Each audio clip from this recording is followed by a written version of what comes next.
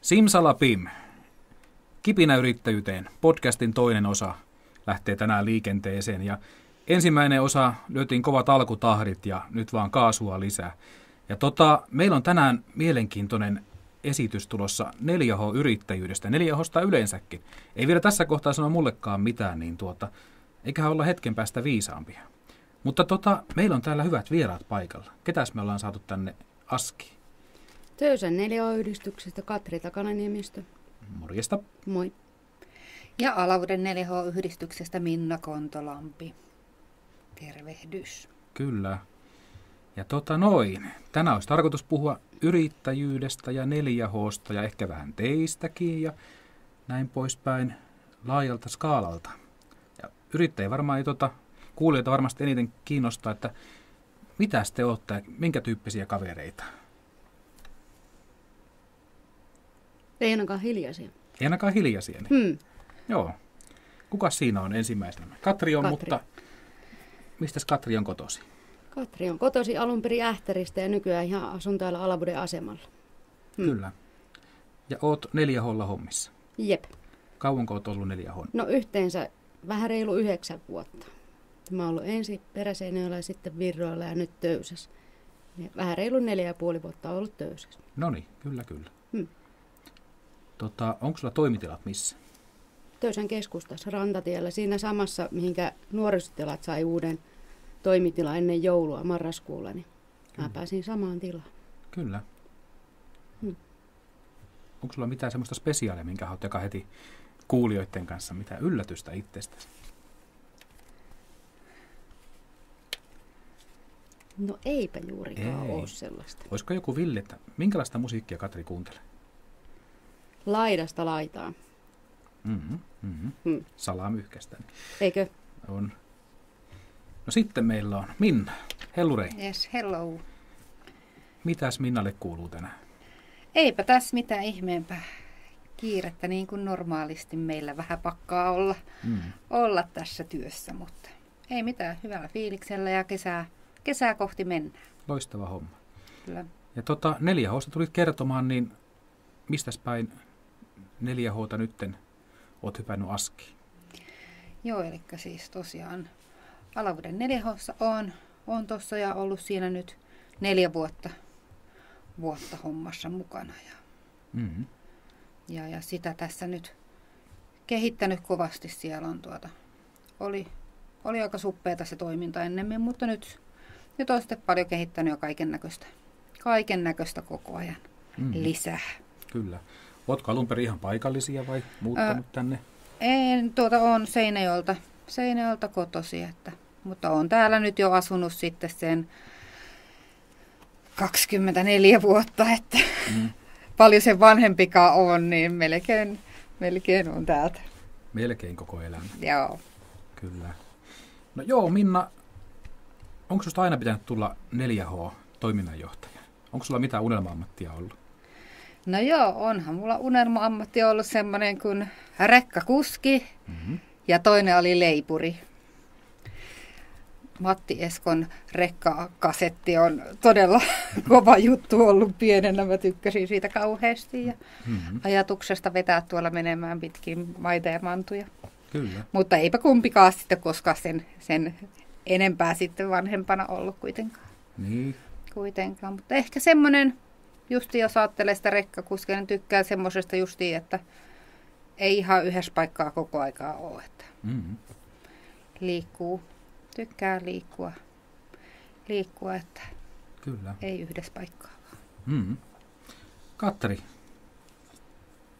sama kysymys sullekin. Unelma-ammatti. Alun perin se oli eläinlääkäri ihan pienenä. Sitten se muuttui ajoneuvoasentajaksi. Ja asentaja musta loppupeleissä tuli myöhemmällä iällä. Ei heti yläasteen jälkeen, mutta sitten myöhemmin. Kyllä. Asentajahommia en ole kyllä päivääkään tehnyt, mutta varaosamyyjä ja huoltoneuvojan kyllä. Kyllä. Ja nyt tämä teidän työkin varmasti aika laajasta laitaan saa tehdä ja erilaisten kavereiden kanssa ja nuorten kanssa ennen kaikkea. Mutta ei vielä mennä siihen kohtaan, niin mitä se 4H niin kuin on? Haluatteko kertoa ihan lyhyesti, mitä tarkoittaa 4H ja ehkä 4H-yrittäjyys ja kertokaa, sana on ihan vapaa. Niin. Sitä ei voi lyhyesti kertoa. Meillä on tässä varmaan iltaa asti aika, että ei muuta kuin anna mennä. Niin. No niin, aloitapa sitten. Luettellaanko kaikki, mitä me tehdään? Joo, kyllähän sitä kaiken näköistä tosiaan siinä on. Että ei muuta Työllistetään nuoria ja meillä on kerhotoimintaa ja kouluyhteistyötä on paljon. Ja sitten toimitaan etapilla kierrätysneuvoina ja se on sellainen sivuhomma. Haluatko jatkaa? Mitä muuta? Niin ja tosiaan niin kuin lapsille, tällaisilla alakouluikäisille on niitä kerhoja, kursseja, leirejä, joissa sitten nämä nuoret on ohjaamassa joko meidän kanssa tai sitten ihan päinsäkin. Ja niihin tosiaan heidät sitten koulutetaan ja koulutetaan niitä nuoria myös työelämään. Pidetään aina ysiluokkalaisille sellainen ajokorttityöelämään koulutus, mihin kerrotaan siitä töihin hakemisesta ja kaikesta siihen liittyvästä asiasta. Asiasta. Ja sitten meillä on molemmilla yhdistyksillä on myös tämmöistä kotipalvelua, missä sitten ihan aikuisia ihmisiä käy tekemässä vanhuksille siivouksia. Että se on vähän semmoinen meidän niin kuin toiminnan rahoittajanakin sitten toimii, että saadaan tehtyä sitten sitä lapsi- ja nuorisotyötä. Kyllä. Paljonko teillä on nuoria lapsia nyt suurille remmissä mukana? Jäseniä vai ylipäätään? Ehkä jäseniä. Tällä hetkellä on nuorisojäseniä vähän reilun 200. Joo. Meillä on vähän reilu 100. Joo. Mutta se, että ei ne kaikki niin kuin justin kerholaisetkin, niin ei ne niin kuin pakosta ole jäseniä.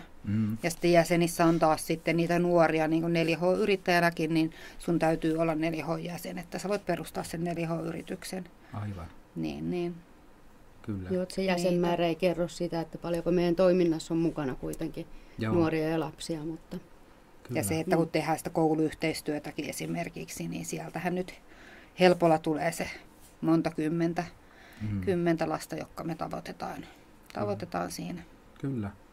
Lyhyellä matikalla voisi sanoa, että aika paljon niin kuin, kyllä intoa piisaa nuorille ja lapsilla. Niin. Sitten teillä on leirejä ja kerhoja.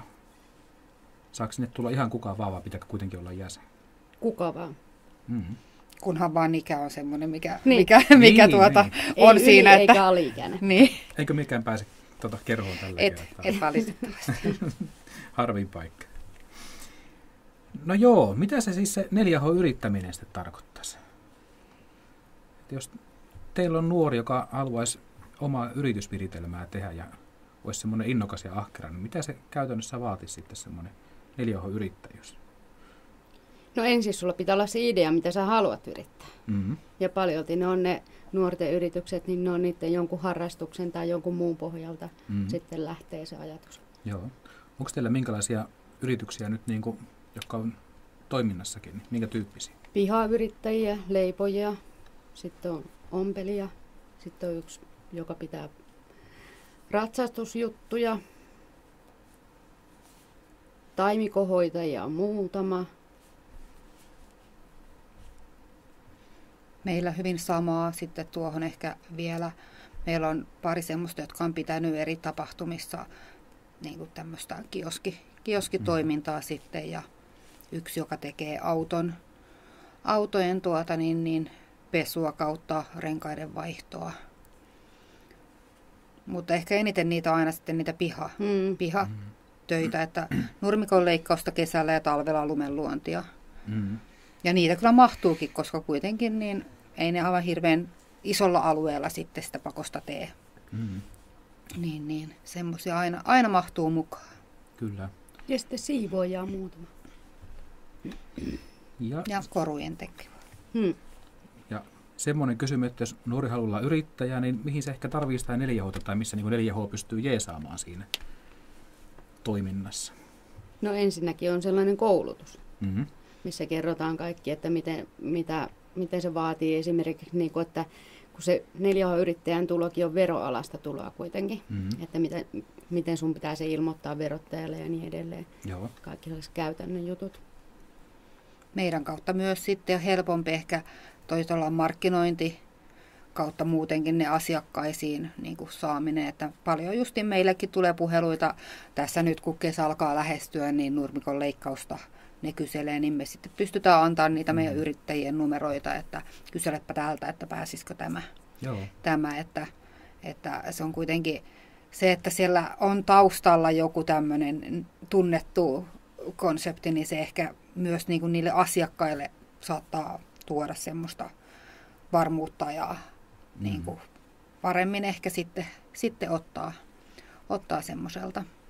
Ja kaikilla yrittäjillä on yritysohjaaja. Joo. Ja mikäli on sellainen nuori, että monesti ne on omia vanhempia, Joo. jotka lähtee ohjaamaan, mutta sitten jos ei ole ketään, niin meidän kautta kuitenkin joko me ollaan jompikumpi yritysohjaajana tai sitten meillä on sellaisia vapaaehtoisia yritysohjaajia, ketä me voidaan ohjata sitten niille nuorille.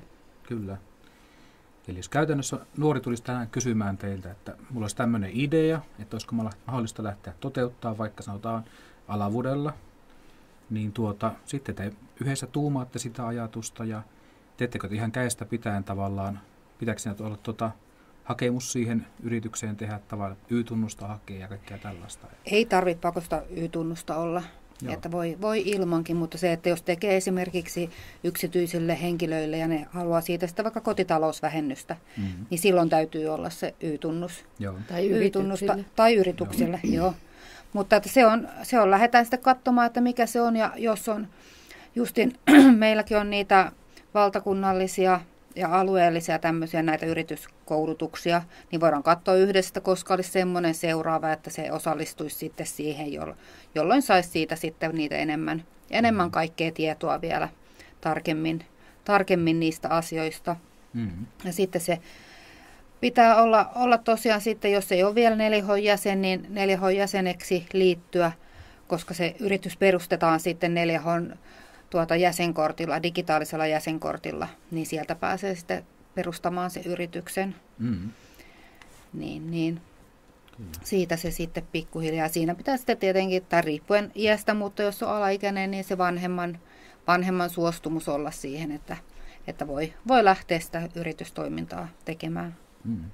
Kuulostaa äkkiseltä, että ne molemmat voittaa, että nuori saa kohtuuhelpolla näkyvyyttä ja vähän jeesiä siihen ja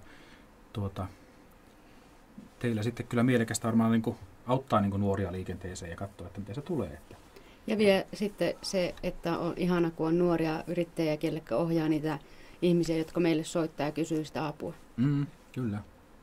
Oli sitten nurmikon leikkaamista tai haravoimista tai siivoamista. Ja, meillä on ollut koirahoitoa. Ja Kyllä. Voisiko sanoa, että ahkeralle töitä löytyy, jos vaan aina jaksaa yrittää? Niin. Kyllä. Ja se varsinkin justiin niin kuin, että niiden nuortenkin, niin se, että sitä kannattaa tuoda esiin. Ja jos on niitä jotakin omia taitoja ja tietoja, on vaikka kätevä piirtämään tai valokuvauksesta tykkää ja harrastaa, niin siitä saa tosi helpolla sitten semmoisen yritysidean ja oman yrityksen perustettua. Tai lastenhoitoa, mitä sitäkin on jonkin verran, niin viihtyy lasten kanssa ja on sitä luppuaikaa, niin ei muuta kuin täyttää sitä sitten sillä tavalla, että siitä saa vielä rahaa, niin mikä siinä? Niin, ja rahasta puheelle, niin yrittäjälle varmaan jää sitten siitä, jääkö ihan kaikki, vai kuinka tavallaan rahapolitiikka? No kyllä, kaikki mitä ne, paitsi nyt jos on jotakin hankintoja, niin niihin niitä menee, mutta kaikki mitä ne tienaa, niin kaikki jää, koska nuorella on yleensä aina nollaverokortti ja se on niin korkea se raja. Ja sitten taas 4H-yrityksen tuloraja on 8000. Ja yleensä ne on aina ne verokortit, niin ne on enemmän se nollaraja kuin ne. Niin meillä ei siitä mene. Joo. Ja meillä ei tosiaan mitään tarvitse. Se on ainoastaan se jäsenmaksu, mikä on niin kuin 4H:lle tulee sitten, tai pitää tosiaan maksaa se jäsenyys. 40 € vuodessa, niin sillä pääsee sitten hommiin. Kyllä. Ja sitten teillä on kattojärjestely, niin 4H ilmeisesti on ihan joka puolella aika hyvinkin paljon esillä ja lähes joka kunnassa, kaupungissa. 196 yhdistystä oli tällä hetkellä. Joo. Että ihan on tuolta etelästä ihan pohjoiseen asti, niin kaikki. idästä länteen, niin kyllä löytyy yhdistyksiä. Teettekö te mitään yhteistyötä, te käytte jossain leireillä tai jotakin tämän tyyppistä? Niin kuin keskenään. Keskenään ja sitten vähän niin kuin kansainvälisestikin jopa. Niin. On kansainvälisiä leirejäkin ja nyt oli tänä vuonna Norjassa, eikö ollutkin? Niin kuin nuorille suunnattuja kyllä. Ja sitten ihan me toiminnanjohtajat, niin justiin eilenkin meillä oli tämmöinen Etelä-Pohjanmaan ja Keski-Pohjanmaan väkeä yhdistävä tämmöinen päivä, että vertaistukitapaaminen, että pääsee vähän jakamaan niitä juttuja. Juttuja. Sitten on ihan yleisesti ihan niin kuin, nyt meillä on vähän muuttunut, kun 4H-organisaatiossa tapahtui pientä muutosta tuossa viime vuonna, niin sitten tällaisia toimihenkilöpäiviä, jotka on yleensä ollut niin kuin hyvin alueellisia, niin nyt on sitten ihan niin kuin valtakunnallisia, että saa valita, että erilaisiin paikkoihin niin tämmöistä, mihin käydään sitä ajankohtaisia asioita, 4H-liiton juttuja ja meille kaikkea. Sitten tämmöistä pientä irtiottoa siitä perusarjesta, kun kuitenkin aika pitkälle 4H-toiminnanjohtajat työskentelee yksin. Kyllä. Yksin, niin se on hyvä päästä vähän muidenkin kanssa. Voisiko näin todeta, että innokas nuori kaveri, lapsi, joka tykkää tehdä vähän omalla kejalla, niin matalalla kynnyksellä pääsee tämmöiseen omaan tekemiseen ja pikkurahankin käsiksi sillä lailla. Kyllä. Ja kun ikäraja on 13 vuotta, niin aika nuorikin, 13-vuotiaat ei monesti saa vielä kesätöitä, niin se on tosi hyvä niin kuin sellainen kesätyöllistämismahdollisuuskin. Joo. Kyllä. No sitten mitäs ahkeruuden lisäksi nuorelta vaaditaan, että lähtisi remmiin mukaan? Ainakin täytyy olla semmoinen justiin sellainen, että ottaa asiat ja hoitaa ne niin kuin sellaista tietynlaista rohkeutta ja uskaliaisuutta. Että just monestikin asiakkaiden kanssa on se yrittäjä tekemisissä, niin pitää uskaltaa vaan ottaa se puhelin käteen ja vaikka soittaa asiakkaalle tai jos asiakas soittaa, niin vastata siihen. Sekä ei ole nykyään enää ihan niin, tuntuu, että ei ole niin helppoa se, mutta että semmoista tietynlaista rohkeutta toimia ja uskallusta kysyä niin niiltä asiakkailta kuin meiltäkin, jos jotakin on, ja semmoista otetta nyt ainakin. Kyllä. Ja voisi kuvitella, että nuori saa aika paljon tuosta niinku semmoista tulevaisuutta kohti, kokemusta ja varmuutta tekemiseen. Ja no hei, tämmöinen, että mitähän semmoista niinku yleistä neuvoa voisi antaa? Joku nuori miettii ehkä tuolla, että olisi kiva laittaa yritystä ja vähän olisi 2 vaiheelle, että uskaltaisinko näin. Niin mitä te niinku neuvositte nuorille? Kuinka toimia silloin? Vinkkejä? Että uskaltaa. Kannattaa ainakin yrittää, jos on joku sellainen idea, mikä niin kuin pyörii siellä mielessä, niin kyllä sitä kannattaa yrittää. Ja sitten siinä vaiheessa, kun niistä nuorista tulee niitä yrittäjiä, niin että ne olisi omia itseänsä. Kyllä. Mitä ajattelet siitä, että moni nuori varmaan miettii, että se on että voi tulla taloudellisesti takkiin siinä tavallaan, niin onko tässä semmoista mahdollisuutta, että tulisi vaikka velkaa tai menisi hirveästi omaa rahaa? No ei kyllä, tai riippuu nuoresta, mutta niin velkaa ei kyllä, koska ihan pankit myönnä näille nuorille vielä lainaa, mutta joo, se justi, että vähän, että miten siihen lähtee mukaan, että jos heti lähtee ostamaan jotakin, jos on rahaa ostaa jotakin konetta tai saa jotakin juttuja, niin onhan se nyt aina, mutta että tosi monissa asioissa, niin siinä ei tarvitse pakosta minkäänlaista pääomaa, kun lähtee tekemään sitä, että hyvin pienellä pääsee kyllä. Ja se, että kuitenkin meillä on se 8000 on se raja, niin kuin mitä voi tienatakaan, niin ei ehkä siinä sitten aivan mitään pilvilinnoja ruvetakaan rakentamaan ja tekemään sellaista oikein valtavaa bisnestä. Ja jos yli 8 tonnia ylitys, niin veikkaan, että neuvotte, että olkaapa yhteydessä vaikka yritysneuvoja, tehkää ihan oikea yritys. Kyllä, tässä kohtaa melkein kannattisi. No joo, seuraavana kysymyksen täällä olisi tällainen kuin verkostoituminen, että nykymaailmassa on aika vaikea tehdä yksin ja välttämättä järkevääkään, niin pystyykö teillä nuoret vaikka pitämään keskenään yhtä vai onko Kyllä. siinä semmoista hyviä verkostoja? Niin? Meillä on ainakin sellainen WhatsApp-ryhmä, missä on kaikki yrittäjät. Mm. Niin siinä ne pystyy pitämään kyllä niin kuin yrittäjien kesken yhteyttä. Kyllä. Kyseleekö nuoret siellä mitään vinkkejä tai sillä, että miten pitäisi joku juttu tehdä? Tai... Ei ne siinä ryhmässä kysele, mutta sitten muulta kyselee. Joo. Että ei ne siellä niin kuin toisiltaansa, mutta sitten nyt ennen joulua, kun oltiin kaikki, niin kuin, että mulla oli kaikki yrittäjät, Mm-hmm. syötiin vähän pizzaa, niin siinä ne niin kuin sitten juttelee ja kyselee keskenään. Mm-hmm. Niin. Kyllä. Ja mulla justin kanssa oli tuolla samanmoinen pizza-ilta, niin siinä ne niinku oli kaksi yrittäjää, jotka molemmat tekee lemmikinhoitohommia. Mm-hmm. Tai toinen tekee sitä niinku päätyökseen ja toinen on sitten niinku se on yksi hänen yrityksen jutuista. Niin tuli sitten se, että joka tekee päätyökseen, niin silloin välillä niin paljonkin niitä ollut niitä keikkoja, niin se, että hän saa nyt sitten sai tietoa, että on toinenkin, niin voi hänelle sitten antaa asiakkaita, jos ei itse pysty ottaa. Mm, kyllä, ja tuohan on järkevää sillä lailla, että Kyllä. kaikki voittaa myös tässäkin. Miten sitten somepuoli? Teettekö te paljon tuonne nettiin matskua? Seuraako nuoret sitä somemaailmaa myös? Kyllä, seuraa. Sehän tällä, se on. Niin, tällä hetkellä TikTok ja Snap on niin kuin kaikista parhaat. Mm-hmm. Et Facebook on vähän niin sanotusti ikäihmisten. Insta nyt jollain lailla vielä joitain tavoittaa, mutta kyllä Snap ja TikTok on niin kuin se juttu. Mutta sitten mä oon myöskin huomannut sen, että jos mä teen sinne jonkun TikTokin, niin no joo, katsellaan sitäkin, mutta ne nuorten mun tileille tekemät jutut, niin ne vetää aina niin kuin paljon enemmän kuin ne mun. Ne tietää ne kaiken maailman sanat, mitkä sinne kannattaa laittaa, että se sitten löytyy ja sinne myöskin tulee. sen sisällön, mikä niin. niitä itseä kiinnostaa, ettei ne niin kuin, se on aina parempi. Kyllä.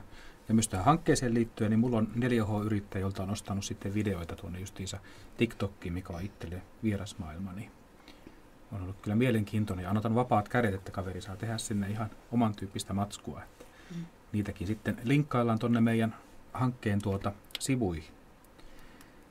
No joo, hei, nyt lähdetään loppusuoralle. Joko teitä jännittää tämmöistä rapid fire-kysymykset? Totta kai. Kyllä. Kyllä.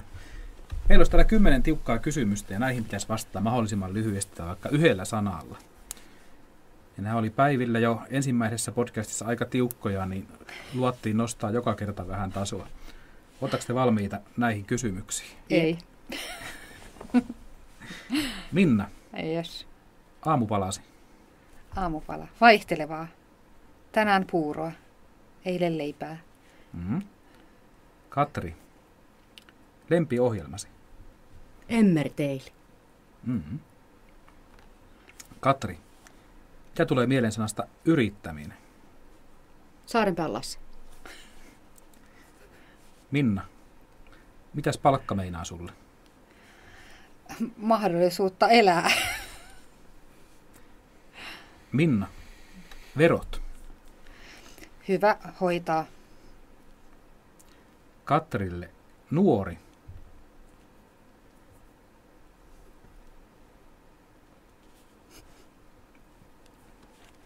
Villi. Tekisi mieli kysyä tuohon heti jatkokysymys, mutta Älä kysy. ei kysytä sitä nyt. Minna, kesä. Lämmintä ja monipuolista. Mm-hmm. Katri, talvi. Pulkkamäki. Mm-hmm. Sitten Katri, Töysä. Pieni paikkakunta. Alavuuden sivukylä. Mm-hmm. Ja sitten Minnalle vielä Alavus. Koti. Niin vain, selvisitte rapid fire-kysymyksestä. Oh, ei yes. ollut tämän pahminta. Mutta aina niin kuin, jos siellä on joku viimeisessä podcastissa mukaan, niin sillä voi olla todella diippiä materiaalia. Että katsotaan, mitä silloin tulee. Nyt tsemppiä sille. Tuo sun nuori oli vähän paha. Kyllä. Mutta hei, kiitoksia teille tuhannesta, että pääsitte kertomaan 4H-toiminnasta ja yrittäjyydestä. Ja paljon tuli hyviä vinkkejä semmoista, mistä nuoren kannattaa. Ja Jos yhtään herää varsinkin nuorilla kiinnostusta, niin ei muuta kuin Minna ja Katriin yhteyttä ja tiedot löytyy netistä myös siitä tuosta podcastin linkeistä, että varmasti hyvin helpolla saa teihin yhteydenkin. Kyllä. Jos vähäkään jotakin on mielessä, niin rohkeasti vaan. Juurikin näin. Mutta pidemmittä puheitta, kiitoksia teille ja jatketaan näillä puheilla niin kevättä kohti. Kyllä. Yes, kiitos. Kyllä, kiitos.